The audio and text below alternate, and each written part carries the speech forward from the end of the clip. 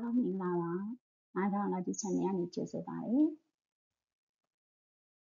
ဒီနေ့ sharing လုပ်ပေးသွားမှာက Grade 10 Biology Chapter 1 Introduction to Biology မှာ 1.1.1 The Importance of Biology in Everyday Life ဆိုတဲ့ဒီခေါင်းစဉ်ကိုဒီနေ့ sharing လုပ်ပေးသွားမှာဖြစ်ပါတယ်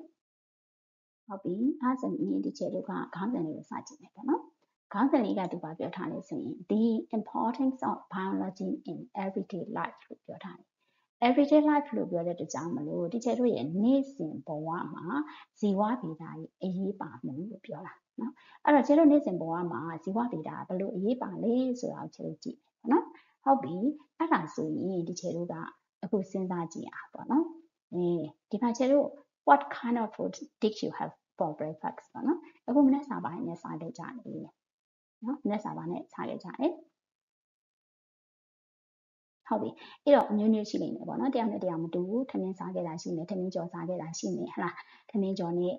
ပဲပြုံးနဲ့စားတာလည်းရှိနေအမျိုးမျိုးရှိကြတယ်ငွေငါးစားတာလည်းရှိနေပေါ့နော်ဒီမှာချက်ပုံလေးပြထားတယ်လို့ပဲပြုံးနဲ့နံပြားနဲ့စားတာလည်းရှိနေ coffee နဲ့ sandwich နဲ့တောက်တဲ့လူတွေရှိနေအမျိုးမျိုးရှိကြမယ်ပေါ့နော်တရားနဲ့တရားမတူဘူးဒါဆိုရင်ဘယ်လိုပဲအမျိုးမျိုးရှိနေပါစေဒီချက်တို့ဒီမှာစဉ်းစားကြည့်အောင်ဒီမှာငွေငါးစားတယ်လို့ပြောရင်ဒီမှာဒီချက်ပြထားတဲ့ပုံမှာပဲစဉ်းစားကြည့်မယ်ပေါ့နော်ဒီမှာကျတို့ဂျုံခောက်ဆွဲလားငွေငါးလားနော်ခောက်ဆွဲဆိုရင်ကျတို့ခောက်ဆွဲဘက်ကိုပြန်နေရတယ်နော်မွေးဟင်းကားဆိုလို့ရှိရင်မွေးဟင်းကားဘက်ကျတို့ပြန်ရတယ်ဒီမှာ onion လို့ခေါ်တဲ့ကြက်သွန်ရှိနေဒီမှာကျတို့ကြက်ဥရှိနေဒီမှာရွက်တွေရှိနေဒါဆိုရင်ဒီတစ်ခုမှလည်းကျတို့စဉ်းစားကြည့်လိုက်နော်ဒါတွေဘယ်ရလာလဲ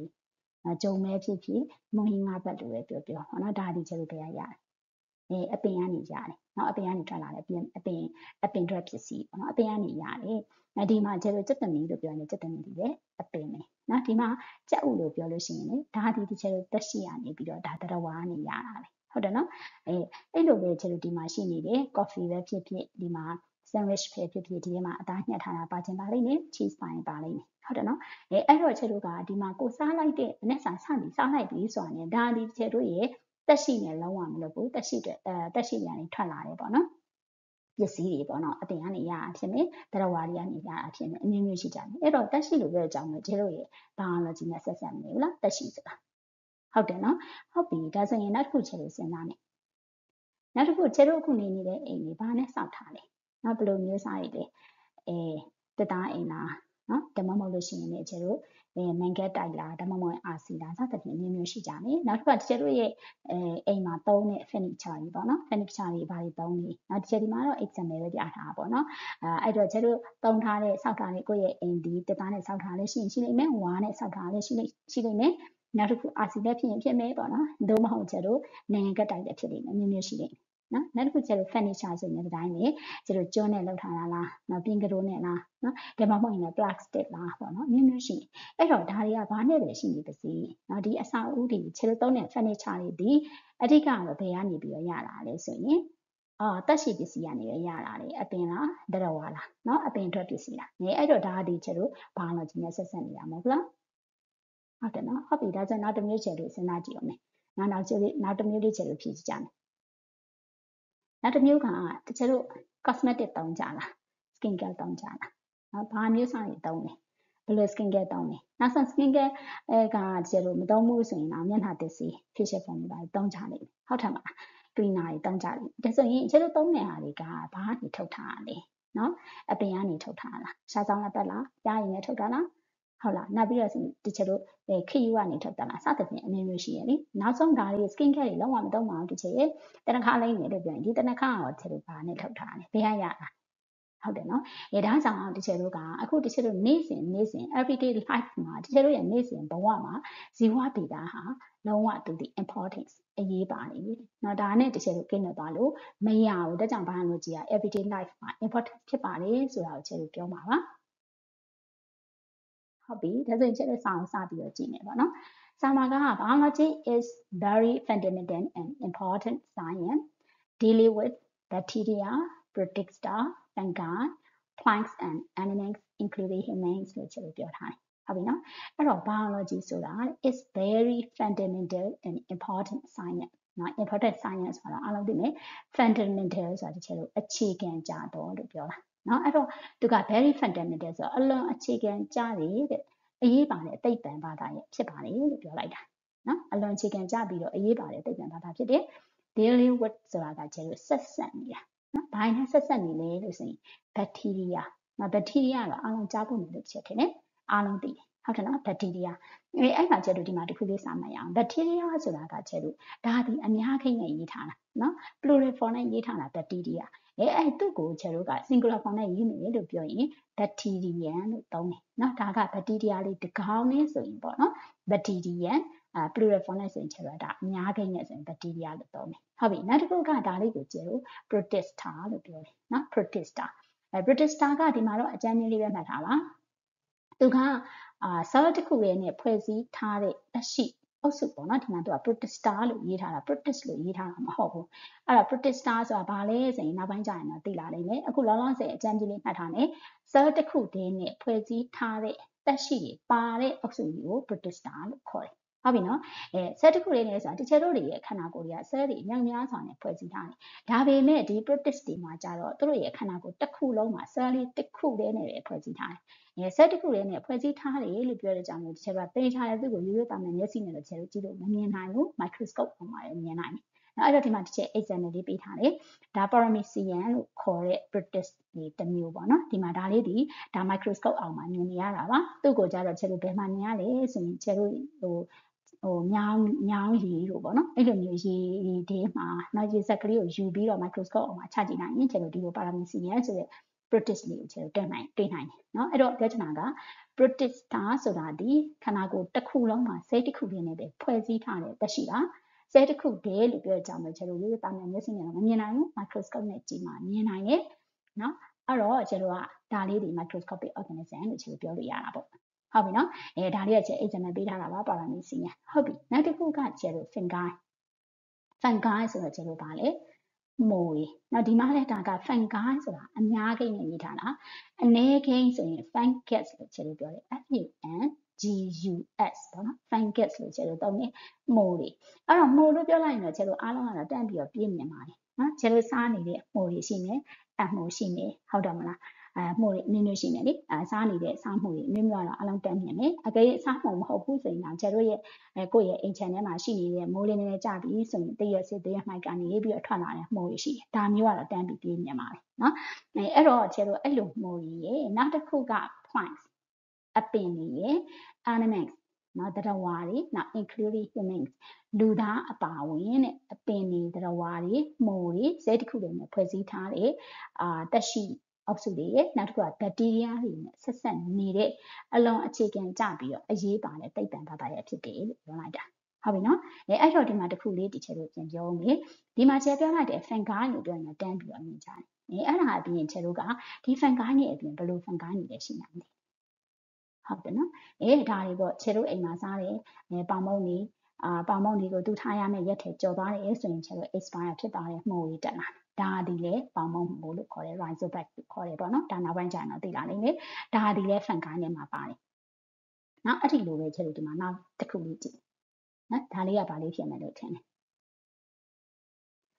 ဒါလေးကဒီချက်တို့ဒီမှာဒါလူရဲ့လက်ပေါ့နော်အဲ့ဒီမှာချက်တို့ဒီမှာအနီအောင်ကုန်းကုန်းလေးဖြစ်နေအဲ့ဒါလေးနော်ဒီလိုမျိုးလေးတွေဒါအရေပြားမှာကြားတယ်မိုးပေါ့နော်အရေပြားမှာဖြစ်တဲ့မိုးဒါကကျတော့ချက်တို့ဘာလို့ခေါ်လဲဆိုတော့ဘယ်မှာလို့ပြောရင်တော့ပွေးလို့ခေါ်တာပေါ့နော် ringworm လို့ချက်တို့ခေါ်တယ်နော်ပွေးသူကအကွမ်းလိုက်လေးဖြစ်နေအဲ့ဘာကြောင့်လဲဆိုရင်အရေပြားမှာကြားတယ်မိုးကြောင့်မို့လို့ချက်တို့ဖြစ်လာတာဒါဒီလည်းပဲချက်တို့ဘယ်ထဲမှာပါလဲဆို fungi နဲ့မှာပါတယ်ဟုတ်ပြီနော်ဟုတ်ပြီအဲ့တော့ချက်ပြန်ပြောမယ် biology ဆိုတာအလွန်အခြေခံကြပြီးတော့အရေးပါတဲ့သိပ္ပံဘာသာရပ်ဖြစ်တယ်သူကဘာနဲ့ဆက်ဆက်နေလဲဆိုရင် bacteria တွေ protista တွေ fungi တွေ plant animal including humans ပေါ့နော်လူသားတွေအပါအဝင်အပင်တွေတရဝါတွေ fungi တွေ protista တွေ bacteria တွေနဲ့ဆက်ဆက်နေပါတယ်လို့ပြောလိုက်တာညမလားဟုတ်ပြီနောက်တစ်ခုကတစ်ချက်တို့ their structure and function are associated with one another in their respective environment လို့ချက်တို့ပြောထားတယ် their structure နော် structure ဆိုတာကချက်တို့ဖွဲ့စည်းတည်ဆောက်ပုံလို့ပြောတယ်နောက်တစ်ခုက function ဆိုတာလုပ်ငန်းဆောင်တာလုပ်ဆောင်ချက်တွေဒါဆိုရင်ဒီသက်ရှိတွေကိုဖွဲ့စည်းပေးထားတဲ့သူတို့ရဲ့ structure တွေနဲ့သူတို့ရဲ့ function တွေ နော်ဒီ structure တွေတို့ရဲ့ခန္ဓာကိုယ်ကနေလောက်ဆောင်ပေးရမယ် function လုပ်ငန်းဆောင်တာတွေရှိတယ်အဲ့ဒီကဖွဲ့စည်းတိဆောက်ပုံနဲ့လုပ်ငန်းဆောင်တာဟာ are associated ဆိုတာဆက်ဆက်နေပါလေနော်နည်းနဲ့ဆက်ဆက်နေရ with one another တစ်ခုနဲ့တစ်ခုနော်တစ်ခုနဲ့တစ်ခု function နဲ့ structure နဲ့တစ်ခုနဲ့တစ်ခုဆက်ဆက်နေတယ် in their respective environments လို့ချက်လို့ပြောမယ်နော် environment ဆိုတာတော့အားလုံးသိလိမ့်မယ်ချက်လို့ပတ်ဝန်းကျင်ဟုတ်တယ်နော်ကိုယ့်ရဲ့ပတ်ဝန်းကျင် respective ဆိုတာကတော့သက်ဆိုင်ရာကိုပြောတာနော်သက်ဆိုင်ရာအသီးသီးပေါ့နော်ဒီလိုမျိုးတာတမ်းပြောလို့ရတယ်အဲ့တော့ they are respective environment ဆိုတာသူတို့ရဲ့ပတ်ဝန်းကျင်နော်သူတို့နေထိုင်နေသူတို့ရဲ့အသီးသီးသောပတ်ဝန်းကျင်တွေထဲမှာနော်သူ့ရဲ့ပတ်ဝန်းကျင်မှာသူကတစ်ခုနဲ့တစ်ခုနော်ဒီသက်ရှိရဲ့ structure နဲ့ function ကတစ်ခုနဲ့တစ်ခုနည်းနဲ့ဆက်ဆက်နေတယ်လို့ပြောတာနော်အဲ့တော့အဲ့ဒါကိုချက်ပါညင်တောင်ပြောမယ်ဆိုဥပမာပြောရင်ဒီမှာချက်ပုံလေးသုံးပုံထည့်ပေးထားတယ်နော်အဲ့တော့ဒီမှာဒါပါလေ fish ငါဟုတ်တယ်နော်အဲ့တော့ငါပဲမှနေတာလေရေမာနေတယ်ရေမာနေရတဲ့ကြောင့်မလို့သူ့ရဲ့ခန္ဓာကိုယ်ဖွဲ့စည်းတည်ဆောက်ပုံဘယ်လိုရှိလဲသူဘယ်လို respiration ဘယ်လိုအသက်ရှိလဲသူဘယ်လိုလှုပ်ရှားသွားလားနော်ဒါဆိုရင်ကျတို့ငါးရဲ့ခန္ဓာကိုယ်ဖွဲ့စည်းတည်ဆောက်ပုံဒီသူနေတဲ့သူ့ရဲ့ environment ဖြစ်တဲ့သူ့ရဲ့ရေထဲမှာသူ movement ဖြစ်ဖို့လှုပ်ရှားသွားလာဖို့အတွက်သူ့ရဲ့ structure ဖွဲ့စည်းထားတဲ့ပုံသဏ္ဍာန် shape ရှိနေနော်ဒီလိုမျိုးသူလှုပ်ရှားသွားဖို့ဒီမှာအမီးလေးတွေနဲ့ဒီမှာရေရက်ကလေးတွေကိုတုံးပြီးတော့သူကသွားရမယ်ဒါဆိုရင်ဒီရေရက်ကိုဖွဲ့စည်းပေးထားတဲ့ structure နဲ့သူ့ရဲ့လှုပ်ရှားသွားတဲ့သူ့ရဲ့ function လှုပ်ဆောင်ချက်ဟာသူ့ရဲ့ပတ်ဝန်းကျင်ပေါ်မူတည်ပြီးတော့သူကဘာဖြစ်နေလဲဆိုရင် associate with one another ပေါ့နော်တစ်ခုနဲ့တစ်ခုဆက်ဆက်ပြီးတော့သူကဒီလိုဖြစ်နေတာလို့ပြောလိုက်တာကျေပြောချင်တာအောင်နားရလားပြီးရင်နောက်တစ်ခုကဒီမှာ bot ငှက်လို့ပြောရင်သူပဲမှနေလေသူဘယ်လိုလှုပ်ရှားသွားလဲနော်ဟုတ်တယ်နော်အဲ့တော့သူကခြေလို့ဒီမှာလေထဲမှာပြန်ဖို့အတွက်သူ့ရဲ့ structure မှာခြေလို့ဘာပါလဲဆိုရင် wings တွေတောင်ပန်းတွေပါရတယ်ဟုတ်တယ်နော်တောင်ပန်းမှာ feathers တွေပါနေအဲ့ဒီအတောင်ပန်းကိုရိုက်ခတ်ပြီးတော့မှရိုက်ခတ်လိုက်တယ်ဆိုတာကဒီအတောင်ပန်းရဲ့ function ပေါ့တကယ်လို့မြင်တာအောင်ပြောရင်နော်ဒါကြောင့်မလို့သူနေတဲ့သူ့ရဲ့ environment မှာသူတို့ရဲ့ function နဲ့ structure နဲ့တစ်ခုနဲ့တစ်ခုဆက်ဆက်နေတယ်လို့ပြောလိုက်တာဒီလိုလေပေါ်မှာသူကပြန်တန်းနိုင်ဖို့အတွက်သူ့ကိုဖွဲ့စည်းပေးထားတဲ့ခြေလိုဘုံအယိုး skeletal system ကလည်းသူကဘာလဲဆိုအယိုးကလည်းပေါ်ပါတယ်ပေါ့နော်နောက်တစ်ခါသူစားဖို့အတွက်သူ့ရဲ့နှုတ်သီးကဘယ်လိုရှိလဲဒီလိုမျိုးတွေရှိအဲ့တော့သူ့ရဲ့ဖွဲ့စည်းထားတဲ့ဒီနှုတ်သီးရဲ့ structure သူ့ရဲ့function ဒါဟာတစ်ခုနဲ့တစ်ခုဆက်ဆက်နေတယ်လို့ပြောလိုက်တာဟုတ်ပြီနော်အဲ့ဒီလိုပဲဒီမှာကျန်နောက် example တစ်ခုပေးထားတယ်ဒါ frog နော် frog လို့ပြောလို့ရှိရင်frog သူဘယ်လိုလှုပ်ရှားသွားလဲနော်ဒီမှာသူဒီလိုမျိုး living လုပ်တယ်ခုံတယ်လို့ပြောတယ်ခုံလိုက်တဲ့အခါမှာကျတော့ကြည့်သူ့ရဲ့ခြေထောက်နဲ့လက်နဲ့မှာဘယ်ဟာပို့ပြီးတော့ strong ဖြစ်နေထင်တယ်နော်ဘယ်သူကပို့ပြီးတော့ long ရှည်လျားနေစသဖြင့်ပေါ့နော်သူ့ရဲ့လှုပ်ရှားသွားတယ်သူနေတဲ့ပတ်ဝန်းကျင်သူ့ရဲ့လှုပ်ဆောင်တဲ့ function အရာတဲ့သူတို့ရဲ့ structure နဲ့ function တွေဟာတစ်ခုနဲ့တစ်ခုဆက်ဆက်နေပါတယ်လို့ပြောချင်တာနားလည်နော်ဟုတ်ပြီအဲ့ဆိုကျတော့ဆက်ကြည့်မယ်နောက်တစ်ခုကဒီကျတော့ to a great extent we owe our daily high standard of living to biological advances in two areas now food protection and disease control လို့ကျတော့ပြောထားတယ်နော်အဲ့တော့ to a great extent ဆိုတာကတော့ဒါပို့ပြီးတော့ကျတော့ဘာဖြစ်လဲဆိုကျေပြန့်ထားတယ်လို့ပြောရမယ်ပေါ့နော် we owe our daily high standard of living နော် owe ဆိုတာကျတော့ပိုင်ဆိုင်တယ်ပေါ့နော်ကျွန်တော်တို့ပိုင်ဆိုင်တယ် our daily high standard of living ဆိုတော့ high standard daily high standard of living ဆိုတော့ဒါကိုကျတော့စီလျောင်းဘာသာပြန်မယ်ဆိုလို့ရှိရင်ဒါကျွန်တော်တို့ရဲ့နေ့စဉ်ဘဝပေါ့နော်ဘယ်လိုပြောလူနေမှုအစဉ်အတန်းမြင့်မားလာတယ်လို့ပြောရမယ်ပေါ့နော် high standard ဆိုတော့လူနေမှုအစဉ်အတန်းမြင့်မားလာမှုပိုင်ဆိုင်နေဆိုတော့ပြောချင်တာကကျွန်တော်တို့ရဲ့လူနေမှုအစဉ်အတန်းမြင့်မားလာတယ်။နောက်ဘာဖြစ်လို့မြင့်မားလာလဲဆို two biological advances advances ဆိုတာကတိုးတက်လာတာ။နောက်ဇီဝဗေဒဆိုင်ရာတိုးတက်မှုတွေ in two areas အဲ့တော့ဒီဇီဝဗေဒဆိုင်ရာဖွံ့ဖြိုးတိုးတက်လာမှုတွေက in two areas နော်နယ်ပယ်နှစ်ခုမှာတိုးတက်လာတယ်လို့ကျေပြောတာ areas ကိုဒီနေရာမှာနယ်ပယ်လို့ပြောလိုက်မယ်နော်အဲ့ဒီနယ်ပယ်နှစ်ခုကဘာလဲဆိုရင်ဟဲ့ဒီက food protection အစာထုတ်လုပ်ခြင်းရဲ့ and disease control လို့ပြောတယ်ယောဂါတွေကိုထိန်းချုပ်ခြင်းနော်အစားအစာထုတ်လုပ်တာနဲ့ယောဂါတွေကိုထိန်းချုပ်တယ်ဆိုတဲ့ area နှစ်ခုမှာတဲ့ဇီဝဗေဒကဒီနယ်ပယ်နှစ်ခုမှာတိုးတက်လာတယ်တိုးတက်လာတဲ့အကြောင်းမို့ဒီကျတို့ရဲ့နေ့စဉ်လူနေမှုဘဝတွေဟာအဆင့်အတန်းမြင့်မားလာတယ်လို့ပြောလိုက်တာရမလားဟုတ်ပြီအဲ့ဒါကျလို့ဆက်ကြည့်မယ်နောက်တစ်ခုက plant and animal breeders have modified organisms to yield greater amounts of food than did older varieties လို့ပြောထားတယ်เนาะအဲ့တော့ plant and animal breeders เนาะ breeders breeders ဆိုတာကကျတော့အပင်ဆိုရင်တော့စိုက်ပျိုးတဲ့သူတွေเนาะအပင်တွေကိုစိုက်ပျိုးတဲ့သူတွေတရဝါတွေဆိုရင်တော့မွေးမြူတဲ့သူတွေအဲ့တော့ဒီနှစ်ခုကိုကျတော့ပေါင်းပြောတော့အပင်တွေတရဝါတွေကိုတဲ့เนาะမွေးမြူစိုက်ပျိုးတဲ့သူတွေဟာတဲ့ have ရှိကြတယ်ဆိုတော့ဒီနေရာမှာကျတော့အသုံးပြုကြမယ်လို့ပြောလိုက်တယ်ပေါ့နော် modify organism modify ဆိုတာကတကယ်တော့ပြုပြင်ထားတော့လို့ပြောမယ်ပေါ့နော်ဒီနေရာမှာပြုပြင်ထားတဲ့ organism သက်ရှိနော်သက်ရှိတွေလို့ပြောလိုက်ရင်ကျတော့ဒီမှာအပင်လည်းပါမယ်တရဝါလည်းပါမယ်ဟုတ်တယ်နော်အဲ့တော့ modify လုပ်ထားတဲ့ organism တွေကိုသုံးနေတဲ့ဘာလို့ဖို့လဲဆို to yield greater amounts of food အစားအစာတွေကိုပို့ပြီးတော့ထုတ်လုပ်နိုင်ဖို့နော်သူရဲ့ reason က yield ဆိုတော့ထုတ်လုပ်တာ greater amount of food အစားအစာတွေကိုပို့ပြီးတော့ထုတ်လုပ်လာနိုင်ဖို့ than did older varieties နော် older varieties ဆိုတာငကိုရှိနေတဲ့အမျိုးမျိုးသောအရာတွေဆိုတာငကိုရှိနေတဲ့ကျတော့ music တွေစာရင်เนาะငကိုရှိနေတဲ့အမျိုးအစားတွေတဲ့စာရင်အစားအစာပို့ပြီးတော့ထုတ်လုပ်နိုင်ဖို့အတွက်တဲ့ပြုပြင်ပြောင်းလဲထားတဲ့သက်ရှိတွေကိုသူတို့ကမွေးမြူစိုက်ပျိုးကြတယ်လို့ပြောလိုက်တာဟုတ်ပြီเนาะအဲ့တော့အဲ့ဒါကျတော့ဘာကိုပြောချင်တာလဲဆိုရင်ဟုတ်မှာပြောရင်ဒါအခုခေတ်ဆိုရင်လည်းကျတို့အားလုံးသိပါတယ်ဒီကျတို့အစားအစာတွေအသီးရွက်တွေလို့ပဲပြောเนาะနောက်တစ်ခါအသားငါးတွေလို့ပဲပြောအရင်တုန်းကလူမျိုးတွေမဟုတ်တော့ဘူးဒီမှာဥပမာပြောရင်ဒီဟာလေးကတော့ဒီမှာ example လေးနှစ်ခုဒီ grade 11နဲ့ဆက်ပြီးတော့လည်းထည့်ပေးထားတယ်ဒါလေးဒီက grade 11ကြာရင်ပြင်ပါလိမ့်မယ်เนาะအဲ့တော့ဒါပါလဲဆိုရင် for example ဒီက example ဒီ9ကိုပုံကြည့်မယ်เนาะဒါဒီကျတို့ salmon လို့ခေါ်တဲ့ဒါ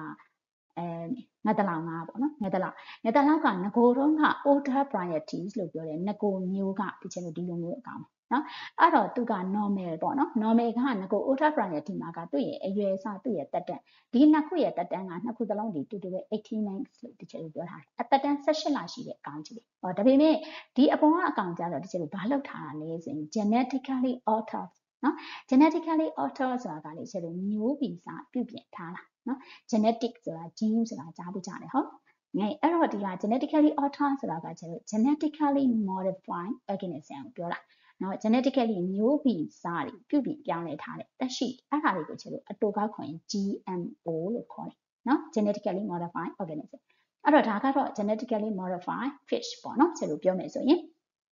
အဲ့တော့ဒီငါးခါကျတော့သူ့ရဲ့မျိုးဗီဇကိုပြင်ပြောင်းလဲလိုက်တဲ့အတွက်ကြောင့်မလို့သူ့ရဲ့အရွယ်အစားကကျတော့ဘာဖြစ်လာလဲဆိုရင်တိုးလာတယ်เนาะအရွယ်အစားကြီးတာအောင်လုပ်လိုက်ပေါ့နော်အရွယ်အစားကြီးလာတဲ့အတွက်ကြောင့်မလို့ကျတော့ဘာလဲဆိုရင်အသားတွေကတိုးလာတယ်ဟုတ်တယ်မလားအသားတိုးလာတဲ့အတွက်ကြောင့်ကျတော့အစားအစာပို့ပြီးတော့ဘာဖြစ်လာလဲဆိုရင် greater amount ပို့ဖြစ်လာနိုင်เนาะအစားအစာပို့ပြီးတော့ကျတော့အတွက်ရလာနိုင်တယ်เนาะအဲ့တော့ဒါဆိုရင်ကျတော့ဒီအပင်တွေတရဝါတွေကိုမွေးနေတဲ့သူတွေဟာဒီလိုမျိုး modified organism တွေကိုအသုံးပြုကြတယ်လို့ပြောတာเนาะဘာဖြစ်လို့လဲဆိုတော့အစားအစာပို့ပြီးတော့ထုတ်လုပ်နိုင်ဖို့ဒီလိုမျိုး genetically modified organism ရဖို့ဆိုတာကကျတော့ biologist တွေကနေပြီးတော့အမျိုးမျိုးသုတေသနတွေလုပ်ပြီးတော့မှဒီလိုကနေပြီးတော့ research တွေလုပ်ပြီးတော့မှသူကတည်ထွန်ထားကြဟုတ်တယ်နော်ဟုတ်ပြီအဲ့ဒါက example တစ်ခုနောက်တစ်ခုကဒါအပင်အနေနဲ့ပြောရင်ကျတို့ဒီမှာဒါလေးတွေ့နော်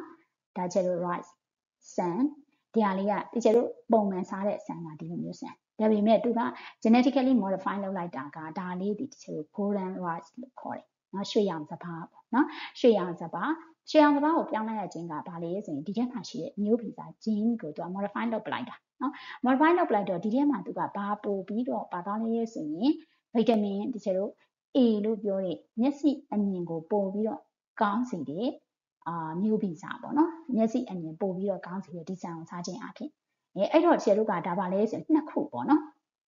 နှစ်မျိုးပါသွားတယ်သူကအစားအစာမျိုးဗီဇကိုပြောင်းလိုက်တဲ့အတွက်ကြောင့်မလို့ဒီမှာယောဂဖြစ်စေတဲ့ဟာကိုလည်းသူက control လုပ်နိုင်တယ်နော်မျက်စိအမြင်အားနည်းသွားစေတဲ့ဟာယောဂရှိနေပေါ့နော်ကျတော့ကြက်မြက်တင်ယောဂဆိုတာရှိနေဒါကိုတည်ထွင်တဲ့အချိန်တုန်းကသူတို့နိုင်ငံမှာဘာဖြစ်လို့လဲဆိုကြက်မြက်တင်ယောဂဆိုတဲ့ကျတော့ညနေပဲမှောင်ပြိုးတဲ့အချိန်ကြာရင်မျက်စိအမြင်တွေဝါလာတယ်မမြင်တော့နော်အဲ့လိုမျိုးယောဂကိုသူကကာကွယ်ဖို့အတွက်ဒီဆန်ကိုသူတို့ကဘာလုပ်လိုက်တာလဲဆိုလို့ရှိရင်တည်ထွင်လိုက်ခဲ့ပေါ့နော်မျိုးဆက်ပြီးထွင်လိုက်တယ်ပညာရှင်တွေကအဲ့တော့အဲ့လိုထွင်လိုက်ခြင်းအပြင်ယောဂကိုလည်းသူက control လုပ်သွားနိုင်တယ်ပေါ့နော်ပြောမယ်ဆိုရင် control လုပ်သွားနိုင်တယ်ဒီဟာကိုကျတို့က genetically modified rice လို့ခေါ်တယ်ပေါ့နော်ဟုတ်ပြီအဲ့တော့ပြောချင်တာကဒီကျတို့ကအပင်တွေတရဝါတွေကိုမွေးမြူစိုက်ပျိုးတဲ့သူတွေဟာ နော်သူကငကိုရှိနေတဲ့အမျိုးအစားတွေတဲ့စားရင်အစားအစာကိုပို့ပြီးတော့ထုတ်လုပ်လာနိုင်ဖို့အတွက်ဒီက GMO လို့ပြောတယ် modified organism တွေကိုအသုံးပြုတယ်လို့ပြောလိုက်တာ။ဟုတ်မလား။ဒါဆိုကျတော့နောက်တစ်ချက်သွားမယ်။ The improvements in the plants along with better farming practices have greatly increased food production လို့ပြောထားတယ်။နော်အဲ့တော့ဒီအပင်တွေမှာနော်ဒါကတော့အပင်ကိုခွဲထုတ်ပြလိုက်တာဒီအပေါ်မှာတော့အပင်ရောတော့ဟာရောပေါင်းပြောထားတာနော် The improvements ဆိုတာကကျတော့ဖွံ့ဖြိုးတိုးတက်လာနော် in the plant အပင်တွေဖွံ့ဖြိုးတိုးတက်လာတယ်နော်အပင်တွေကဒီလိုမျိုး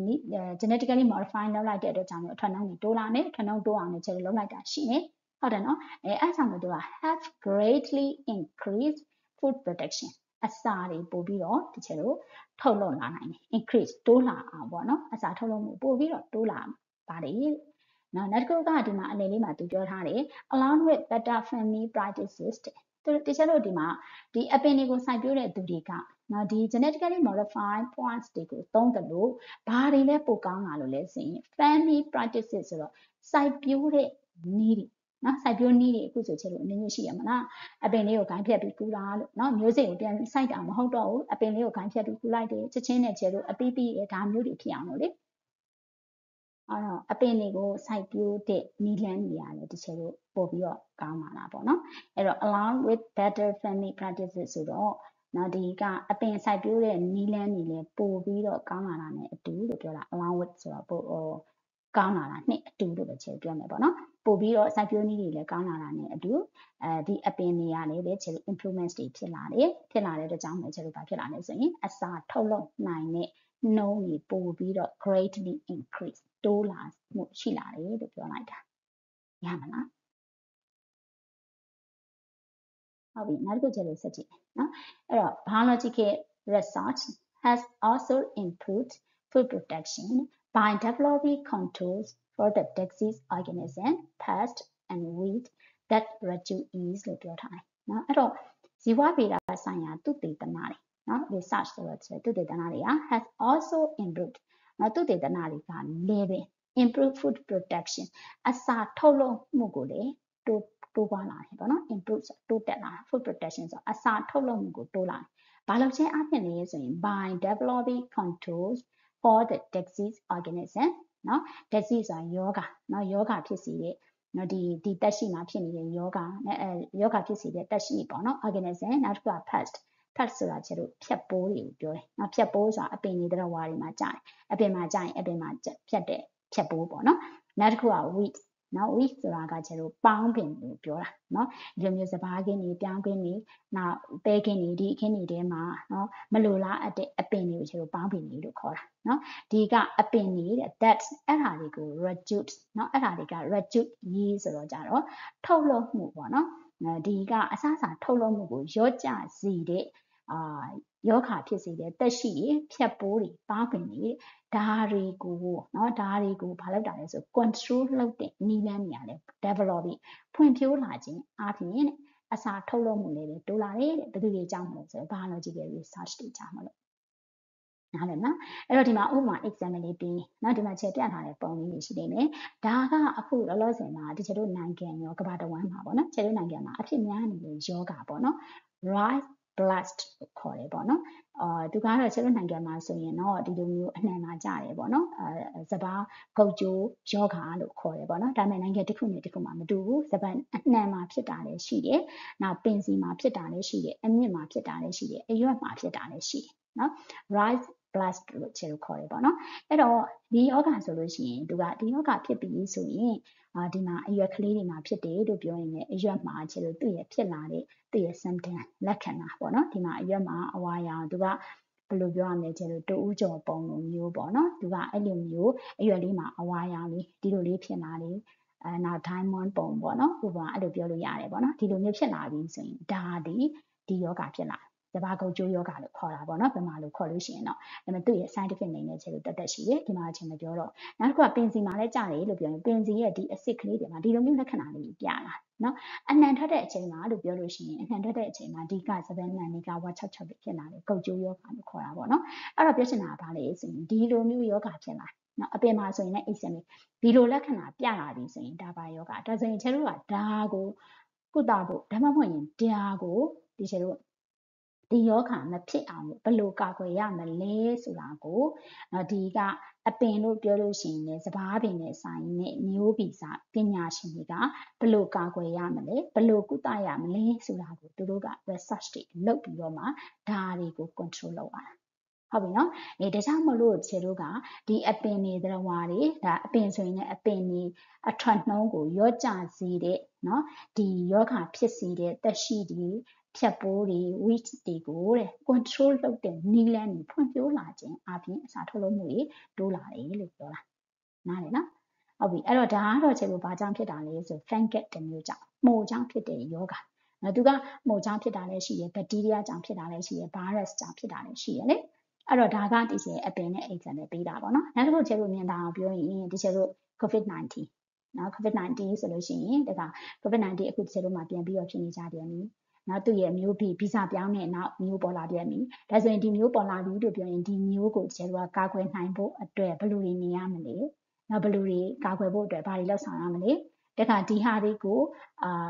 ဒီယောဂါကိုထိန်းချုပ်ဖို့အတွက်စေဝါတွေဖော်ဆက်မယ်ဆိုရင်ဘယ်လိုတွေလုပ်ရမလဲဆိုရင်ဒါတွေကိုခြေတို့က biologist တွေကနေပြီး research လုပ်ပြီးတော့ဒါတွေကိုထုတ်ပြန်တာဟုတ်တယ်နော်ဒါကြောင့်မို့ဒီလိုမျိုးတွေလုပ်ခြင်းအပြင်ယောဂါတွေကိုလည်းဘာဖြစ်လာနိုင်ဆို control လုပ်လာနိုင်တယ်လို့ပြောတာဟုတ်ပြီနော်ဒါကြောင့်ခြေတို့ကစက်ကြည့်နေ biologist must understand the nature of this harmful organism to develop effective control methods လို့ပြောထားတယ်เนาะအဲ့တော့ biologist ဆိုတာကကျတော့ဇီဝဗေဒပညာရှင်လို့ပြောတာเนาะဇီဝဗေဒပညာရှင်တွေဟာ must understand သိကိုသိရမယ်เนาะ the nature of this harmful organism เนาะအခုကျတော့ပြောတယ် COVID-19 Omicron ဆိုတဲ့ဒီ virus เนาะဒီ virus တွေတချို့ကို harmful ဖြစ်စေတဲ့ organism တွေเนาะဒါဆိုရင်အဲ့လိုမျိုး harmful ဆိုတာဥပတ်ပေးတဲ့သက်ရှိရဲ့ nature သဘာဝကဘယ်လိုလဲဆိုတာသိရမယ်နော်သူကဘလောက်အကွာဝေးမှာဆိုရင်ဒီချက်တို့ကိုကူးဆက်စီတာနဲ့လူချင်းကူးတာလားနော်တရဝါနဲ့တရဝါရှင်ကနေတဆင့်ကူးတာလားဟုတ်တယ်နော်အဲ့လိုမျိုးသူ့ရဲ့ nature တဘာဝကူးဆက်တာဆိုရင်ကူးဆက်တဲ့တဘာဝကိုချက်တို့ကသိရမယ်ဒါဆိုရင်အဲ့ဒီတဘာဝကိုသိပြီးတော့သူကတခါဘယ်လိုမျိုးလက္ခဏာတွေပြတာလဲသူကူးဆက်ပြီးသွားရင်နော်ဘယ်လိုလက္ခဏာတွေပြတာလဲဆိုရင်ဒါမျိုးတွေပေါ့နော်သူ့ရဲ့ nature ကိုတဲ့ biologist တွေက must understand သိကိုသိရမယ်နော် to develop effective control method ဘာလို့ဖို့လဲဆိုရင် to develop effective control method ဆိုတော့ထိန်းချုပ်တဲ့နည်းလမ်းတွေเนาะ effective ဆိုတာထိရောက်တဲ့ထိန်းချုပ်တဲ့နည်းလမ်းတွေတဲ့ချေလို့ to develop ဆိုတာဖွံ့ဖြိုးလာเนาะဒါတွေကိုလေ့လာပြီးတော့ဘယ်လိုထိန်းချုပ်ရမလဲဆိုထိရောက်တဲ့နည်းလမ်းတွေကိုဒီ biologist တွေကဘာလုပ်လာလဲဆိုရင်ချေလို့ develop ဖွံ့ဖြိုးလာတယ်အဲ့လိုမျိုးလုပ်ဖို့အတွက်ကိုသူတို့ကဘာလုပ်ရမလဲဆိုရင်ဒီ harmful organism ရဲ့ nature သဘောတဘာဝကိုသူတို့က must understand နားကိုနားလည်ရပါမယ်လို့ပြောလိုက်တာရမလား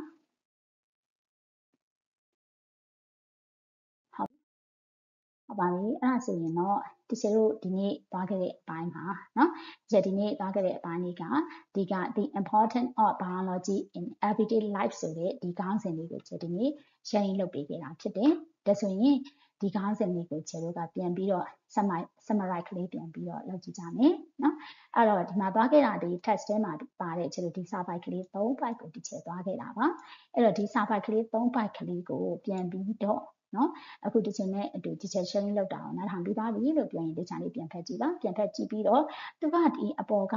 program မှာဗာပြောသွားတာလေနော် biology ရဲ့ဘယ် area တွေကဖွံ့ဖြိုးတိုးတက်လာတာလဲနောက်ပြီးတော့သူတို့ဒီ area တွေဖွံ့ဖြိုးတိုးတက်လာတာဘာဖြစ်လို့ဖွံ့ဖြိုးတိုးတက်လာတာလဲနော်အစာတွေထုတ်လုပ်မှုများလာရတယ်ဘာဖြစ်လို့လဲ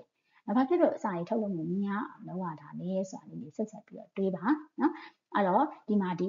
first paragraph ကဘာပြောတာလဲ second paragraph ကဘာပြောတာလဲ third paragraph ကဘာကိုပြောသွားတာလဲအဲ့တော့ဒီဟာလေးပြောသွားတဲ့စာပိုက်ကလေးတစ်ခုရဲ့ဒါဒီဘာဖြစ်နိုင်လဲဆိုတာကို summary လေးလုပ်ပြန်ပြီးတော့ဒီချာလေးပြန်ဖတ်ပါပြန်ဖတ်ပြီးတော့ခြေတို့ဘာလေးတွေနဲ့တွဲပြီးတော့လေ့လာဖို့လိုမလဲဆိုရင် exercise ကလေးတွေနဲ့ပြန်တွဲပြီးတော့လေ့လာဖို့လိုပါတယ်ဒီမှာတော့ခြေ exercise တွေထည့်ပေးဖို့အချိန်မရတဲ့အကြောင်းကိုထည့်မပေးဘူးနောက်မှခြေတေးချ exercise ကလေးတွေလုပ်ပေးပါမယ်ဒါဆိုရင်ဒီနေ့အပိုင်းတော့ဒီလောက်ပါပဲဒီချေတို့နောက်သင်ခန်းစာတွေမှာပြန်ပြီးတော့တွေ့ပါမယ်အားလုံးဖိုင်ပါ